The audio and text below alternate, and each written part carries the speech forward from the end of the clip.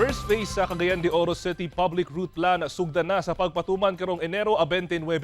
Ilawom niini ang napulo ka mga bag-ong ruta nga tugutan ng maagian sa modernized jeepneys. Ani ang report? Gibutyag karon sa Roads and Traffic Administration sa Cagayan de Oro City LGU nga sugod Enero 29 sugdan na ang pagpatuman sa unang phase sa Local Public Transport Route Plan. Ilawom niini ang pagsugod og dagan sa napulo ka mga ruta nga giila sa syudad isip rationalize og developmental routes. Rationalize katong mga ruta nga karaan apan adunay kabag-uhan, sanglit adunay mga dalan nga gidugang sa maong ruta. Developmental katong mga bag-ong ruta alang sa nagkadaghang demand gikan sa mga commuter. Sa napulo ka mga ruta, 3 ang rationalize ug 7 ang developmental. Tungod ni sa mga situations like number 1 na to nga factor ang dalan. At the same time, na mga intersections nga nabuhatan nahimo na gid siyang intersection, no?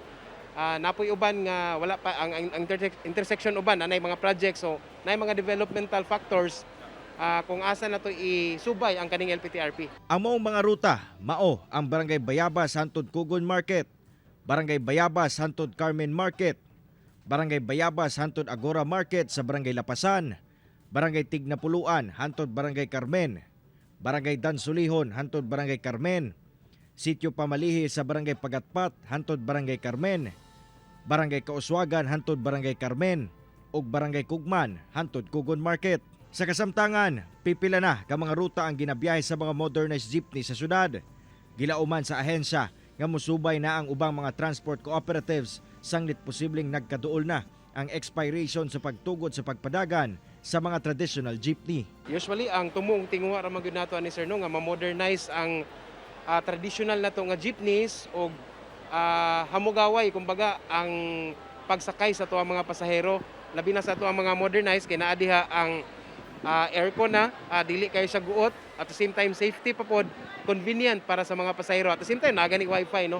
Ginalihok na sab karon sa RTA ang pagplastar sa mga yellow box lines sa mga bag-ong ruta aron dili makababag sa dagan sa trapiko sa syudad. Kauban si Makoy Simpron sa kamera. Ako si Cyril Chavez para sa At Home with GMA Regional TV.